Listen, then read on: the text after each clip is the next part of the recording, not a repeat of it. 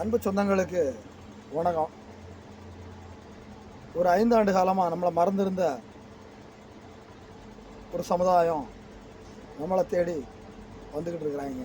அவங்க வேறு யாரும் இல்லை, அவங்க தான் நம்மளை ஆள காத்திருக்கின்ற வேட்பாளர்கள். அதாவது அரசியல் கட்சி என்னும் போர்வைக்குள் ஒழிஞ்சிட்டு நம்மளெல்லாம் உங்களை வழிநடத்த நாங்கள் தான் காத்திருக்கிறோம், நாங்கள் தான் உங்களுக்கான தலைவர்னு சொல்லி வரிஞ்சு கட்டிக்கிட்டு வர்ற தலைவர்கள் 5 ஆண்டுகளுக்கு ஒரு முறை அதற்கான நாள் குறித்து நட்சத்திரம் பார்த்து நம்மளை காவு வாங்க காத்திருக்கிற கூட்டம்.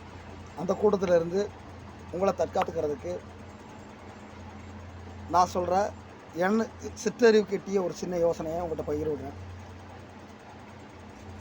முதல்ல உங்களை நாடி வர்ற அந்த தலைவரை, நமக்கான தலைவர்னு சொல்லி வர்ற அந்த தலைவர்களுக்கு அதற்கான தகுதி இருக்கான்னு முதல்ல பாருங்கள். அப்புறம் நீங்கள் வசிக்கின்ற பகுதியில் உங்களுக்கு தேவையானதை கேட்டால் சரியாக பதில் சொல்கிற தலைவரான்னு முதல்ல பாருங்கள். பதில் சொல்கிற தலைவர் நமக்கு செய்வதற்கு மனதளவில் ஒத்து வர்ற தலைவராக தான் இருக்க முடியும். முதல்ல அதை பரிசோதனை செய்ய விதமாக உங்களுடைய கிராமத்தில் சார்ந்த விஷயங்களை அவருக்கு என்ன தெரிஞ்சிருக்குது, நம்முடைய கிராமம் சார்ந்த வளர்ச்சிக்கு அவங்களால என்ன செய்ய முடியும், அவங்களுக்கான திட்டங்கள் என்ன இருக்குது அப்படிங்கிறத முதல்ல கேட்டு தெரிஞ்சுக்கோங்க. இரண்டாவது, இதுவரைக்கும் அவங்களால் இங்கே நிறைவேற்றப்பட்ட திட்டங்கள் நமக்கு பயனுள்ள திட்டங்கள் நிறைவேற்றுவாங்க. எடுத்துக்காட்டு சொல்லணும்னா, நம்முடைய ஊருக்கு ஒதுக்குப்புறம் இருக்கிற ஊரணி, அதாவது நீர்நிலைகளை சுத்தம் செய்கிறோம், படிக்கல் அமைக்கிறோம், இந்த மாதிரி ஒரு சில திட்டங்கள் நிறைவேற்றினதாக தகவல் இருக்கும். அது முதல்ல நிறைவேற்றியிருக்காங்களா, ஒருவேளை நிறைவேற்றியிருந்தால் அதன் மூலம் இந்த ஊருக்கு ஏதாவது பயன் இருக்கிறதா. நான் என்ன சொல்கிறேன்னா, முதல்ல நம்மளோட கிராமத்துக்களை மட்டும் பாருங்கள். கிராமம் சார்ந்து நமக்கு என்ன செய்யப்பட்டிருக்கு. அதாவது சார், அன்று நமக்கு அண்ணல் காந்தியடிகள் சொல்லி வச்சுருக்கிறாங்க, ஒரு கிராம வளர்ச்சி ஒரு நாட்டோட பெரு வளர்ச்சின்னு சொல்லி வாசகமே இருக்குது நமக்கு. அப்போ இந்த கிராமம் சார்ந்து இவங்க என்ன செஞ்சு வச்சுருக்காங்க, அந்த கிராம வளர்ச்சிக்காக இவங்களுடைய 5 ஆண்டு திட்டங்கள் என்ன இருக்குது முதல்ல தெரிஞ்சு வச்சுக்குவோம்.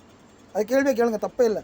நமக்கு வர்ற தலைவர்கள்ட்ட என்ன சொல்கிறது, ஒவ்வொரு தலைவரும் சொல்கிறாங்க, நான் 1000 கொடுக்குறேன், 2000 கொடுக்குறேன், இல்லை நான் ஸ்கூட்டி கொடுக்குறேன், வீடு கொடுக்குறேன், காரு கொடுக்குறேன். ஒவ்வொரு தலை அதுக்காண்டி நான் ஒரு குறிப்பிட்ட ஒரு கட்சியினை மட்டும்தான் தாக்குறேன்னு சொல்ல வரல, பொதுநிலையாத்தான் அது. எல்லா கட்சிக்காரர்களும் நலத்திட்டங்கள் சொல்கிறாங்க, அது பொது நலத்திட்டமாக இருக்குது. ஒவ்வொரு கிராமங்களை வளர்க்குறதுக்காக நீங்கள் என்ன செய்ய வர்றீங்க அப்படிங்கிற மூலத்தை கேட்டு தெரிஞ்சுக்கோங்க. அதுக்காண்டி நீங்கள் என்னென்னா சீமானை சார்ந்து பேச மாட்டீங்களா, சீமானுக்கு அப்படின்னு எந்த தலைவரும் கிடையாது. அவர் சொல்கிறாரு, அவருடைய தற்சார்பு வாழ்க்கைக்காண்டி அவர் சில விஷயங்கள் சொல்கிறாரு, ஏற்றுக்கொள்ளக்கூடிய விஷயங்களாக தான் இருக்குது. அது பொதுநிலையாக இருக்காமல் ஒவ்வொரு கிராமங்கள் சார்ந்து நீங்கள் போகையில் அந்த கிராமத்துக்கான விஷயங்களை என்ன செய்கிறீங்க அப்படிங்கிறதான் இங்கே நம்ம கேட்க வேண்டிய கேள்வி. அப்புறம் பார்த்திங்கன்னா, கிராமம் சார்ந்த அவருடைய நலத்திட்டங்களை செய்கிறதுக்கான என்ன அடிப்படை திட்டங்கள் இருக்குது.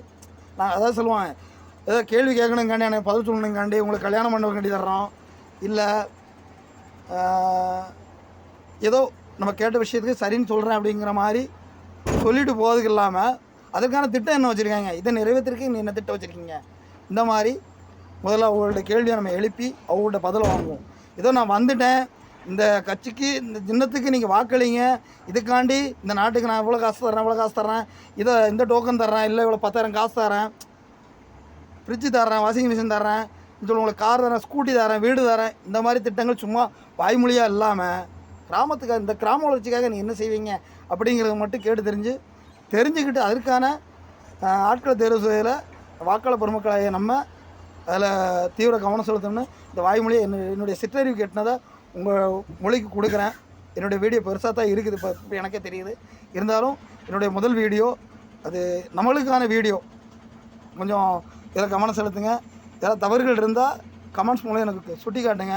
இல்லை என்னுடைய திட்டமாக இருந்தாலும் என்னுடைய அலைபேசி எண்ணை உங்களுக்கு பதிவிடுறேன், அதன் மூலம் எனக்கு கூப்பிட்டு திட்டலாம், உங்களுடைய கருத்துக்களை தெரிவிங்க.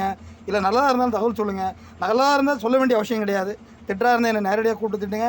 நேராக சொல்கிறது எனக்கு ரொம்ப பிடிக்கும். என்னுடைய குறைகளை வந்து என்னிடமே திணிக்கையில் அதை சரி பண்ணுறதுக்கான ஒரு வாய்ப்பாக நான் பார்க்குறேன். என்னுடைய அலைபேசி எண்ணை உங்கள்கிட்ட பதிவு விடுறேன், நோட் பண்ணிக்கோங்க. 88 070 490, அதாவது 88 070 490 என்னுடைய அலைபேசி எண். அலையுங்கள். உங்களுடைய அழைப்புக்காக காத்திருக்கின்றேன். நன்றி அன்பு உறவுகளே, நன்றி.